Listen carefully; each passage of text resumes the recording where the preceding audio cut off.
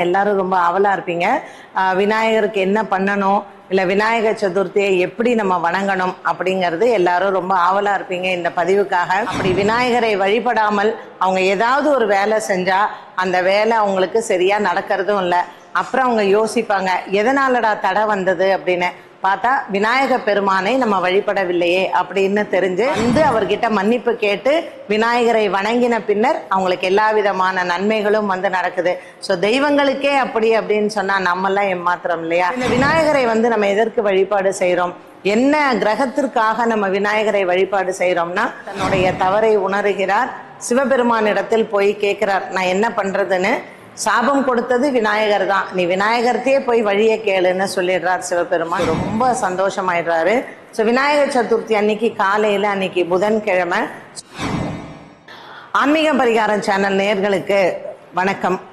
இந்த வரக்கூடிய விநாயகர் சதுர்த்தி பத்தி தான் இங்க இந்த பதிவுல நம்ம பார்க்க போறோம். ஏன்னா எல்லாரும் ரொம்ப ஆவலா இருப்பீங்க, விநாயகருக்கு என்ன பண்ணணும், இல்ல விநாயகர் சதுர்த்தியை எப்படி நம்ம வணங்கணும் அப்படிங்கிறது எல்லாரும் ரொம்ப ஆவலா இருப்பீங்க இந்த பதிவுக்காக.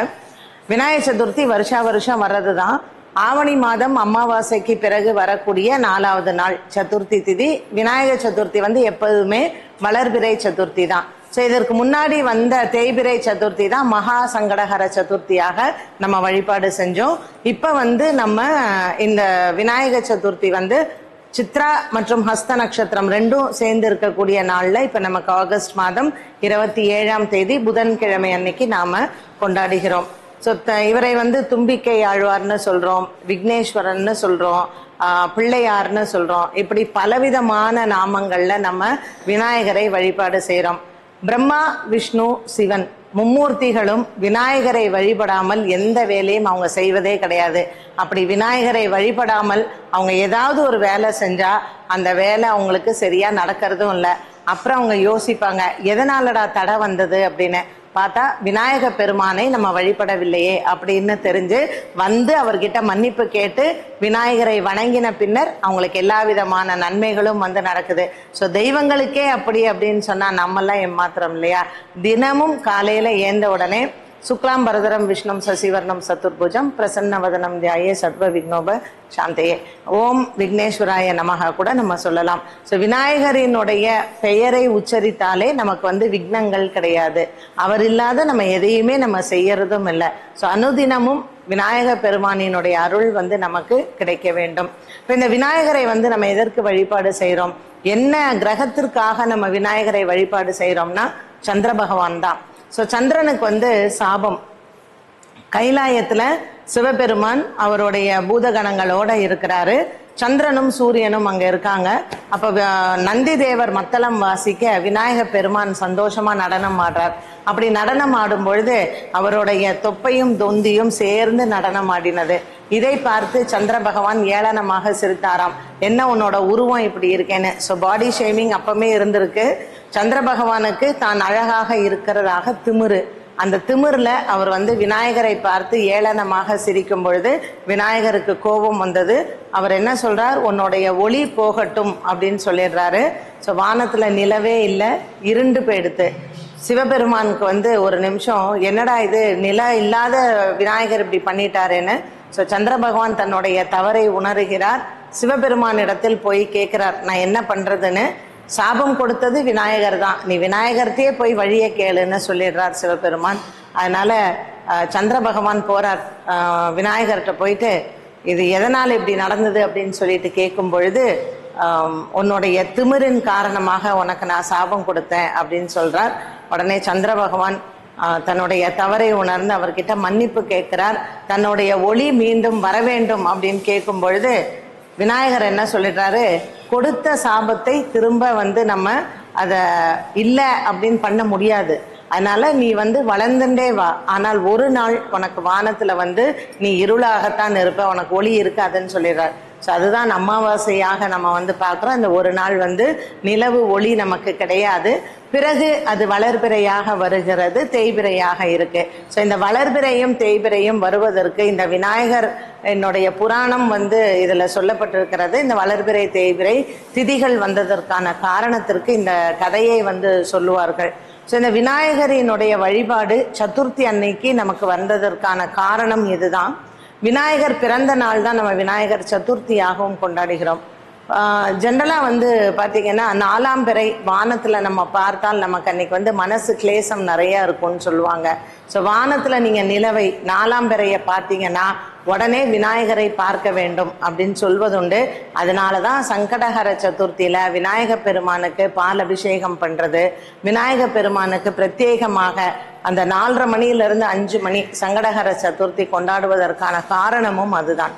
கணேசரினுடைய பிறந்த நாள், இந்த விநாயகர் பிறந்த நாளை சத்ரபதி சிவாஜி காலத்துல தான் நம்ம இந்தியாவில் ரொம்ப பிரபலமாக கொண்டாடப்பட்டது.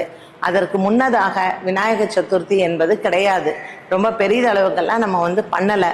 ஆனால் விநாயகரினுடைய வழிபாடு அப்படிங்கிறது காலம் காலமாக இருந்தாலும் விநாயகர் சதுர்த்தியை விமர்சையாக கொண்டாடினது சத்ரபதி சிவாஜி காலத்துல தான்.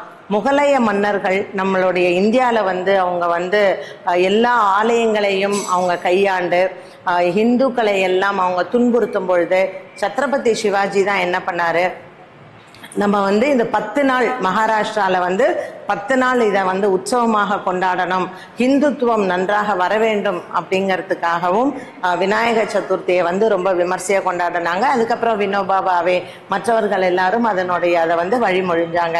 ஸோ சத்ரபதி சிவாஜி தான் இந்தியாவில் நம்மளுடைய விநாயகர் சதுர்த்தியை விமர்சையாக கொண்டாடினாங்க. எப்பொழுதுமே மண்ணால் ஆன விநாயகர் தான் நம்ம வழிபட வேண்டும். பிளாஸ்டர் ஆஃப் பாரிஸோ இல்லை மற்ற பிளாஸ்டிக், ரப்பர் அந்த மாதிரியான பிள்ளையாரெல்லாம் நம்ம வழிபாடு செய்யக்கூடாது.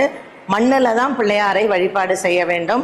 நீங்கள் விநாயகர் வாங்க முடியல அப்படின்னு சொல்கிறவங்க ஒரு மஞ்சளில் விநாயகரை பிடித்து வைத்து அதற்கு குங்குமம் வச்சு 2 அருகம்புல்லால் அர்ச்சனை பண்ணி வாழைப்பழமும் அச்சு வெல்லமும் வச்சு நைவேத்தியம் பண்ணாலே போதுமானது தான்.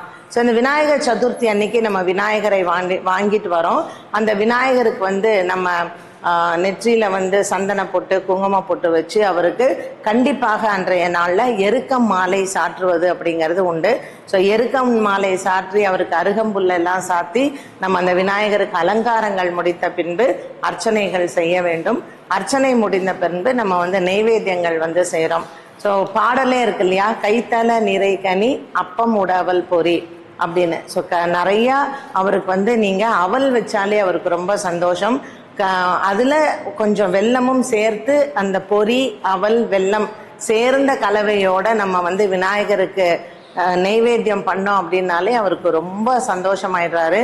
ஸோ விநாயகர் சதுர்த்தி அன்னைக்கு காலையில், அன்னைக்கு புதன்கிழமை, ஸோ புதன் ஹோரை 6லிருந்து 7 மணி ரொம்ப சிறப்பான ஒரு நேரம். அதனால் 6லிருந்து 7 மணிக்குள்ளேயே நீங்கள் புதன் ஹோரையில் இந்த விநாயகர் சதுர்த்தியினுடைய வழிபாடை நீங்கள் செய்யலாம். வடை, அப்பம், சர்க்கரை பொங்கல் இதனுடன் அந்த நெய்வேத்தியத்தில் நம்ம கலந்துக்கலாம். திரும்பவும் சாயந்தரம் நம்ம அந்த விநாயகருக்கு ஏதாவது ஒரு நெய்வேத்தியம் செய்து விநாயகருக்கு திருப்பி ஒரு அர்ச்சனையை பண்ணி அந்த விநாயகரை வழிபாடு செய்ய வேண்டும். புதன், வியாழன், வெள்ளி, சனி, ஞாயிற்றுக்கிழமை நம்ம விசர்சனம் பண்ணுறோம். நம்ம புதன்கிழமை அன்னைக்கு சாயங்காலம் பூஜை முடிச்சுட்டு மறுநாள் காலையில் கொண்டு போய் ஏதாவது ஒரு கோவிலில் போய் நம்ம விநாயகர் சிலையை வச்சிடலாம். நீங்கள் மஞ்சளில் பிள்ளையார் பிடிச்சிங்கன்னா வியாழக்கிழமை அன்னைக்கு காலையிலேயே அந்த மஞ்சள் பிள்ளையாரை நீங்கள் நீரில் கரைச்சி உங்கள் வீட்டில் ஏதாவது ஒரு செடி இருந்ததுன்னா அந்த செடியில் விட்டுருங்க. 5 நாள் கண்டிப்பாக நம்ம வீட்டில் வச்சுருக்கணும். 5ஆவது நாள் தான் நம்ம போய் கடலில் விடணும் அப்படிங்கிறதுலாம் கிடையாது. மறுநாள் காலையிலேயே நம்ம பிள்ளையாரை ஏதாவது கோவிலில் கொண்டு போய் வச்சிடலாம். இல்லை நீங்கள் கொண்டு போய் மறுநாளே கடலில் விட்டாலும் விடலாம். இந்த விநாயகரை 5 நாட்கள் கண்டிப்பாக வச்சிருக்கணுமா அப்படிங்கிறதெல்லாம் நமக்கு ஒரு கண்டிப்பான ஒன்று கிடையவே கிடையாது. இது வியாழக்கிழமை காலையிலேயே நீங்கள் போய் விசர்ஜனம் பண்ணலாம்.